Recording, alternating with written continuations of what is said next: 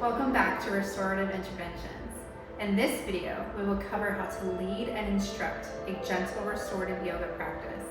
Before we begin, I want to encourage you as the occupational therapy practitioner to remind your client, as well as yourself, that being able to do complicated poses does not make you a better person. Let's do our part to help relieve our post-stroke clients of the pressure, stigma, or anxiety surrounding performing complicated yoga poses. This type of practice is just as valid as other types of yoga. Restorative yoga is a tool to help people, especially post-stroke.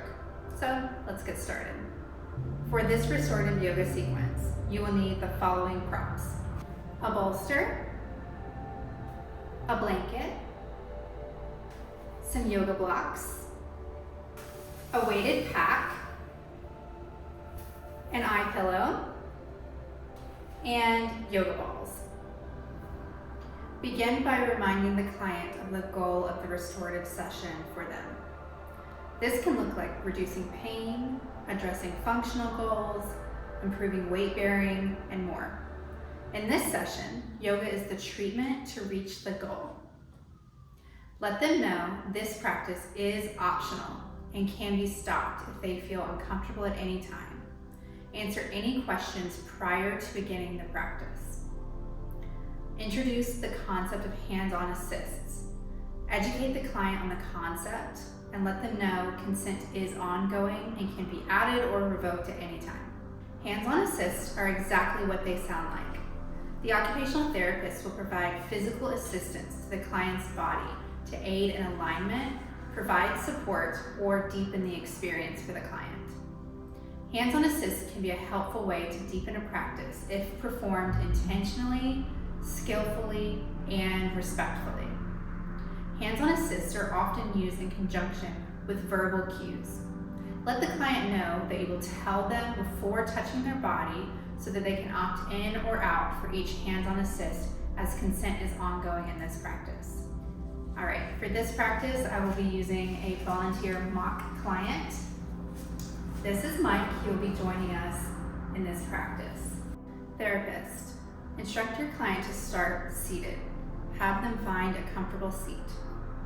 Give options to choose from and empower the client to choose. Options can include sitting in hero, sitting on a bolster or a block, sitting cross-legged on the floor, whatever you have available to you and is comfortable for the client. They will be in this seated position for a little while, so it's important they are comfortable. Once they are seated, check their posture and alignment in the chosen pose. Are they sitting up straight? Do they appear crunched or uncomfortable in any area? If so, get a prop to support that area, such as a block under the sacral area for a fixed pelvis, or a bolster to add a little bit more cushion.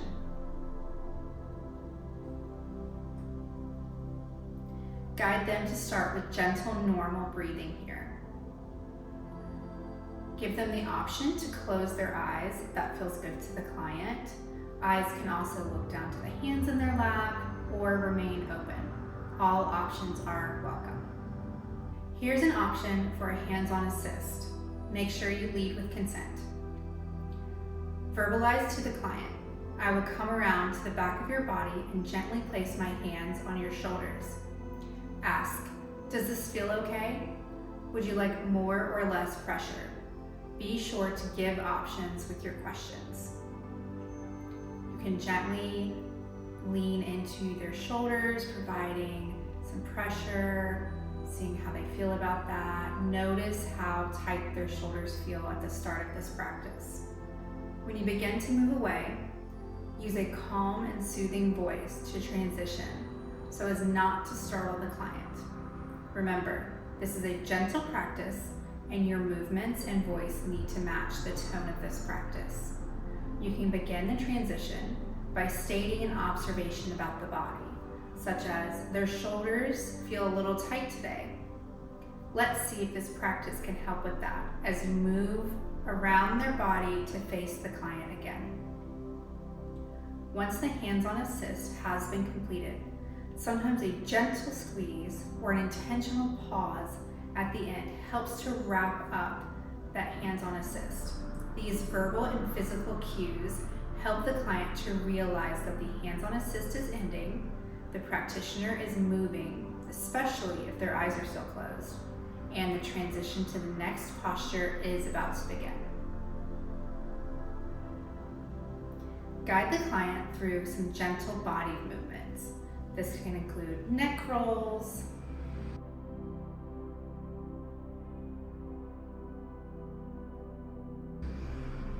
shoulder rolls,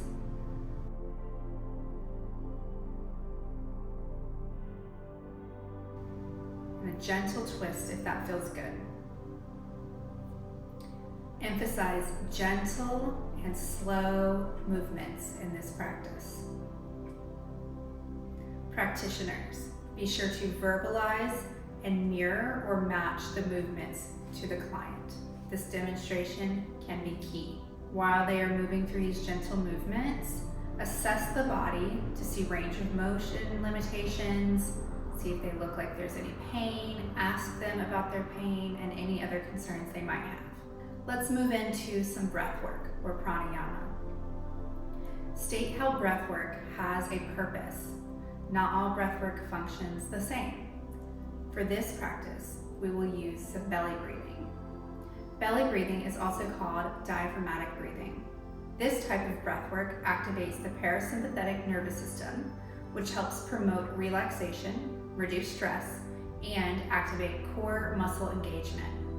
Instructors, cue the belly breathing to the client. Have them place one hand on lower belly and the other on heart center. Take a big inhale through the nose and feel the belly expand. The hand on the heart should not move. You do not want to feel the chest expand. Have them exhale slowly through the mouth, like pushing air out. Hand on belly should slowly come back towards the spine. The hand on the chest should still stay the same. Repeat this several times. If the client struggles or has a hard time with the instructions, remind them that this is a yoga practice, not yoga perfect. After a few rounds, state on your next exhale, take a pause, and then begin breathing normally again. Hands can fall comfortably into the lap.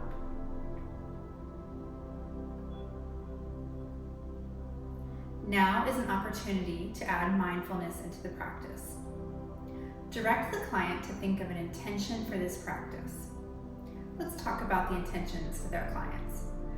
The Sanskrit term for intention is sankalpa. Having an intention for the practice can help focus the mind and guide the goal of the session. Some clients will want to set a word or phrase for the session. Let the client know they can keep the intention to themselves or share with you if they desire. Both are valid and accepted in this space. Offer some examples, such as, I am calm, I am open, my body is strong and safe, or even a simple word such as peace or joy. Instruct the client to come to reclined over bolster to an open heart or chest. Use the blocks to stabilize the bolster, one on the small setting, one on the tall setting.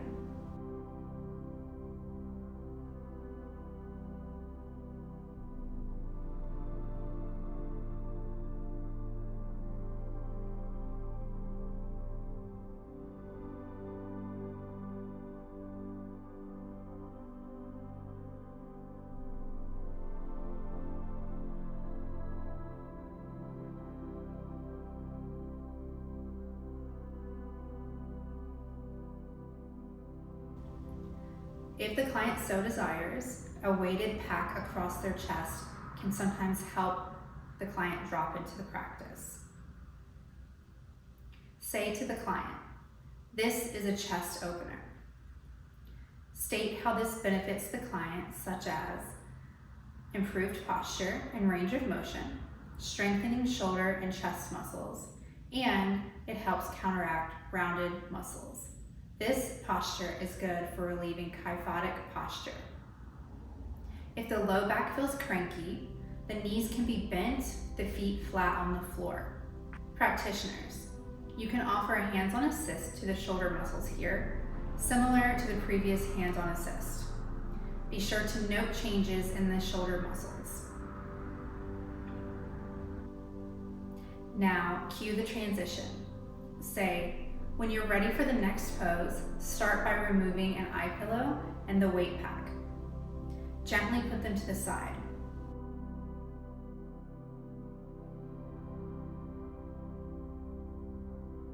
Bring your body into an upright seated position. Practitioners, you may have to help your client come to that upright seated position.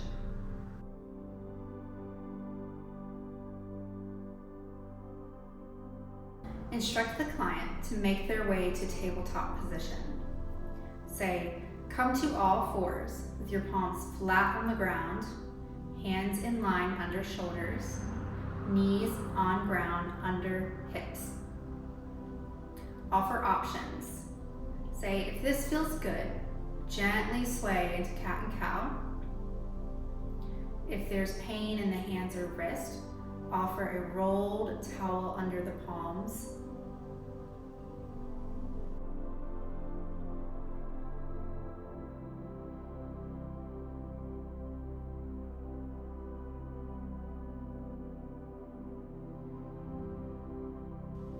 If the pain persists, or if weight bearing on hands or wrists is unavailable, you can offer a bolster under the forearms.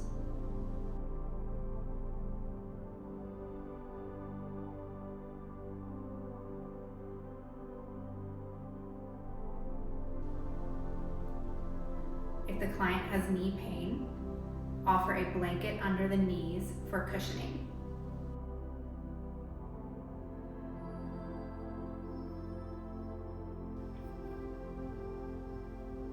See if the client can stay here.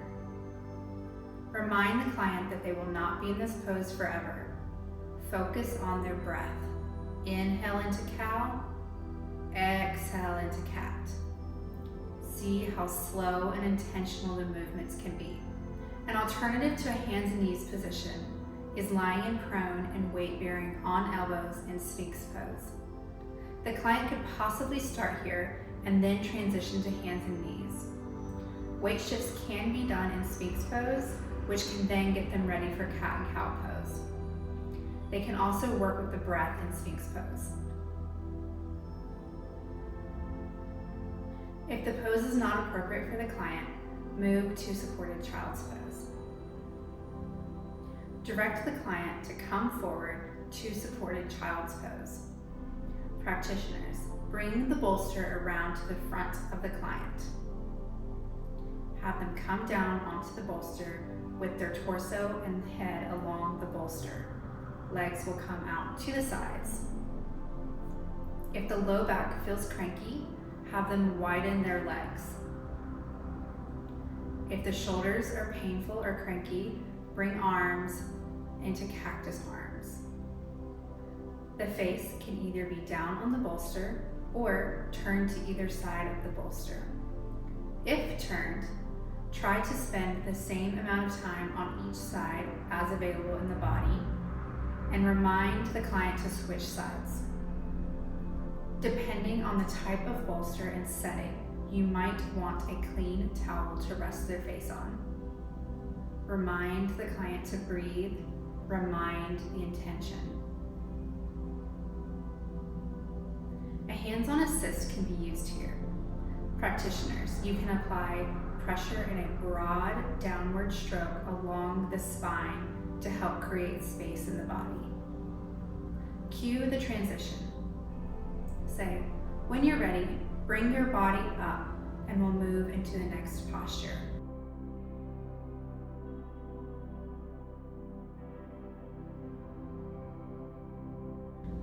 Come into a supine or reclined position.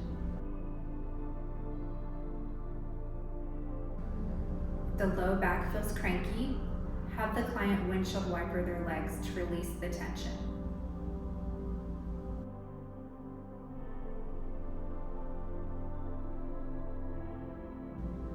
Take a breath here and pause to recenter. Practitioners, it's important to note that the transitions into the poses are almost as important as the poses themselves, since this will help the participant to feel how the body is moving and work with it. I like to help the transition by getting them to transition into side sitting. They can have weight-bearing experience there and then go to supine.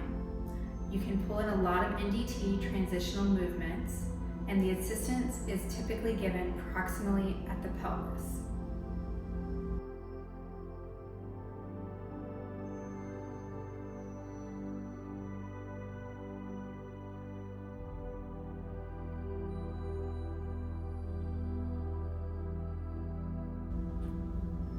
The next pose is supported supine twist.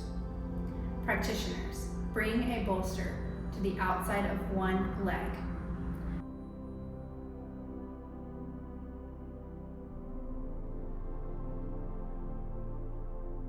Have the client bring the opposite leg across the body and rest along the bolster. The shoulder should remain on the floor. If more support is needed under the leg, add another bolster or blankets if needed. Make sure their shoulders are relaxed down from the ears. The arms can be in a T shape or in cactus arms. The neck might need a small rolled towel for support. Repeat on both sides for the same amount of time or as tolerated.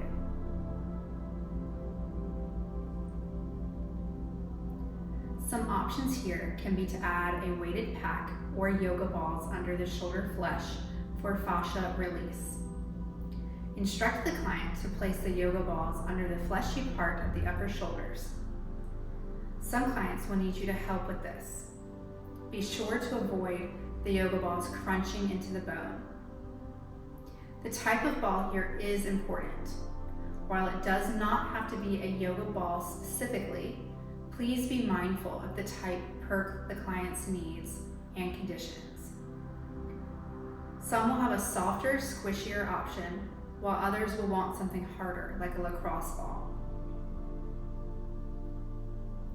A hands-on assist can be given to the pectoralis to elongate the upper body so that the scapula is supported on the mat. Another hands-on assist option can be to help facilitate the twist with one hand on the thigh and the other on the shoulder. Gentle assistance on both sides helps to elongate the side body and the ribs, which become shortened and tight sometimes.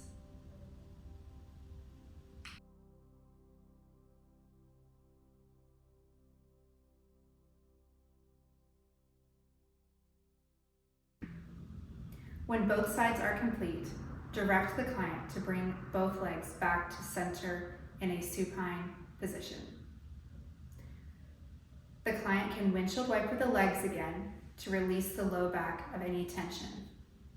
Now, let's move into our final resting pose. This is called Shavasana. For Shavasana, have the client recline with legs over a bolster. Cue to the client. Find a comfortable position for this final pose as they will be here for several minutes. Gather any support supplies they may need or want, such as an eye pillow, a blanket, or blocks. While everything in this practice is optional, please encourage your client to participate in Shavasana. This pose may feel just like laying on the floor to your client. It's your job as the occupational therapist to skillfully remind them of the many therapeutic benefits, including reducing stress and anxiety, improving sleep quality, aiding in muscle recovery, and more. This final pose integrates all the benefits of the practice into the mind and body. Practitioners, remember what you do during Shavasana directly impacts the client's experience. I encourage you to sit quietly nearby. It's okay to observe the client and make sure they are comfortable, but try not to stare at them the entire time they're in Shavasana. Also, please be mindful and try not to type your notes during this time. The noise of the keyboard might undo all the work of the session. Remember, the point of this type of yoga is deep relaxation. To transition out of Shavasana, gently state, on your next inhale, take a long, slow breath in, pause, and a long, slow exhale out. Demonstrate this loudly with your own breath. Repeat 2 more times. Then state, when you're ready, remove the bolster and come to lay on your side. Practitioners, you may have to help with this transition movement.